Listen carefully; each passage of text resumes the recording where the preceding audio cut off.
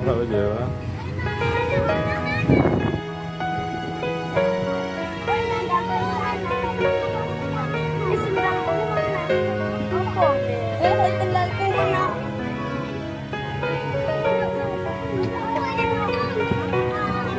Jika kita perhatikan hujan yang Allah turunkan dan kita bandingkan dengan air terjun yang ada di belakang saya, Anda bisa simak bagaimana pola air yang turun.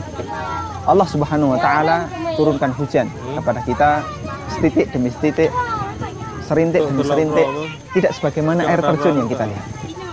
Bisa kita bayangkan, andaikan Allah Subhanahu wa Ta'ala menurunkan hujan sebagaimana air terjun ini, pasti akan banyak bangunan yang rusak, akan banyak rumah yang hancur, disebabkan karena saking derasnya hujan yang Allah turunkan.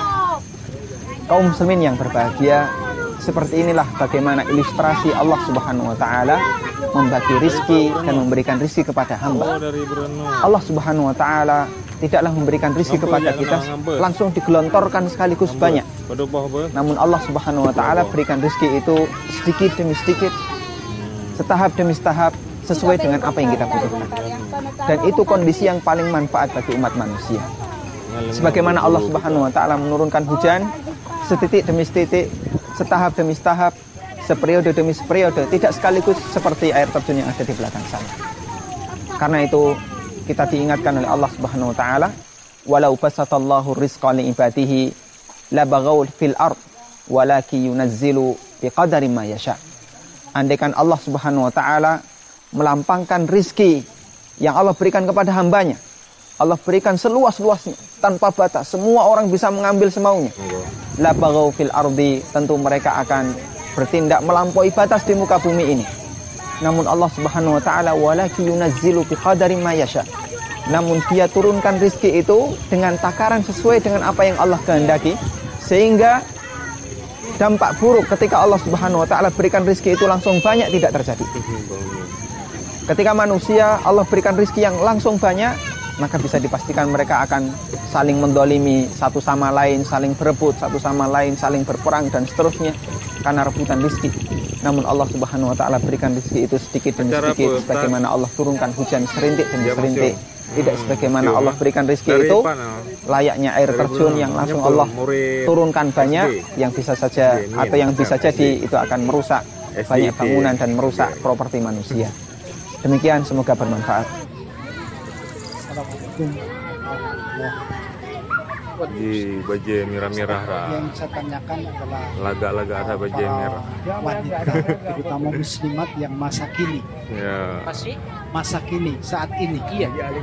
Satu saja. Bagaimana hukumnya? Atau bagaimana perlakuan kita sebagai seorang laki-laki atau suami Dari berenun yang mengetahui bahwa ternyata wanita-wanita saat ini itu dia tahu bahwa di surat Al-Ahzab, di surat An-Nur dan yang lain diperintahkan untuk menjulurkan hijabnya sampai bentuk dada dan lengkap. Tapi banyak juga muslimah yang taat sholat, taat puasa, taat yang lain, tapi tidak mau mengenakan itu, Ustaz. Baik itu di rumah maupun itu di luar, apalagi ini. Bagaimana hukumnya? Terima kasih. Assalamualaikum warahmatullahi wabarakatuh. Adapun di dalam rumah tidak wajib bagi wanita untuk berhijab. Adapun di dalam rumah tidak wajib bagi wanita untuk berhijab selama di dalam rumah tersebut tidak ada lelaki ajnabiyah, lelaki asing baginya. Diboleh baginya untuk tidak berhijab. Malah dianjurkan baginya untuk menggunakan pakaian-pakaian yang saat ini digunakan orang di luar rumah. Ya. Terbalik wanita sekarang dengan wanita di zaman dulu. Wanita sekarang justru menggunakan pakaian yang semestinya dipakai di dalam rumah untuk suaminya. Sampai di rumah sebagian wanita Allah saat ini di luar rumah pakai pakaian yang serba pendek dan lain-lain sebagainya. Sampai di rumah menggunakan pakaian yang tertutup, pakai pakai baju panjang, pakai gamis dan lain sebagainya.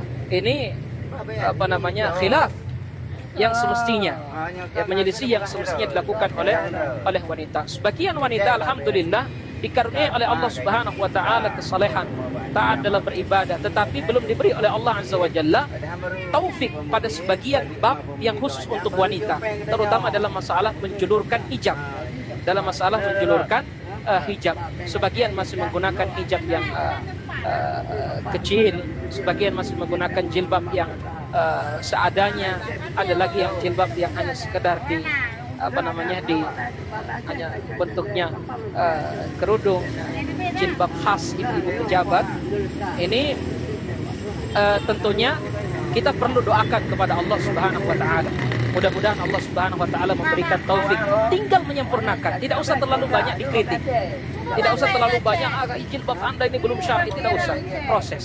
Hargai proses. Mudah-mudahan Allah Subhanahu wa taala memberikan taufik kepada mereka sehingga suatu hari nanti mereka benar-benar mengamalkan seperti yang diinginkan oleh Allah Azza wa Jalla di dalam Al-Qur'an, yaitu menjulurkan jilbab sampai ke dada-dada mereka. Nah, wallahu a'lam.